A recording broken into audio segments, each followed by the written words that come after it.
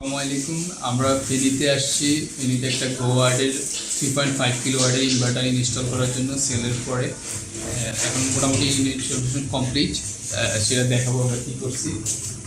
এটা হচ্ছে 4টা ব্যাটারি সিস্টেম।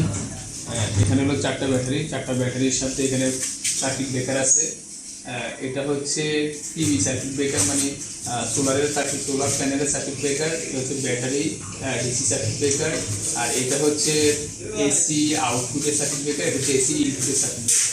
এসি ইনপুটের সার্কিট দিয়ে এসি আউটপুট গেছে ব্যাটারি কানেকশন। এটা হলো সোলার প্যানেলের কানেকশন, ভিতরে ইন্টারনালি একটা কানেকশন আছে। এটা হচ্ছে আপনার ডিসপ্লে। আর গ্রোয়ার্টের ডিসপ্লেতে সব কিছু দেখা যায় খুব সুন্দরভাবে। এখানে যেমন ইনপুট হচ্ছে 220 ভোল্ট দেখাচ্ছে, ইনপুট প্লাস হচ্ছে আউটপুট 230 ভোল্ট এটাও দেখাচ্ছে।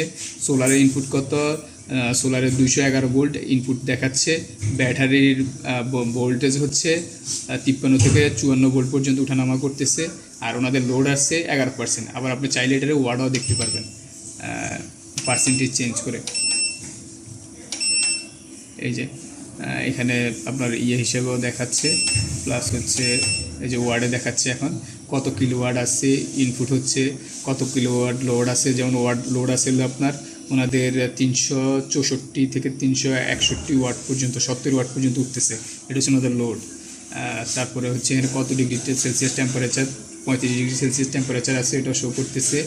আর এখানে পিভি কত ওয়াট দিচ্ছে সেটা হচ্ছে 528 ওয়াট অনলি দিচ্ছে পিভি, মানে সোলার প্যানেল থেকে পাচ্ছে। এখনও সূর্য উঠে নাই, তো খুব সকাল 8টা বাজে, 8টা সাড়ে 8টা বাজে। এই কারণে সূর্য এখনও ওইভাবে উঠে নাই, এই কারণে এই লোকটা দেখাচ্ছে। তো ঠিক আছে, আল্লাহ হাফেজ, কেটে দেন।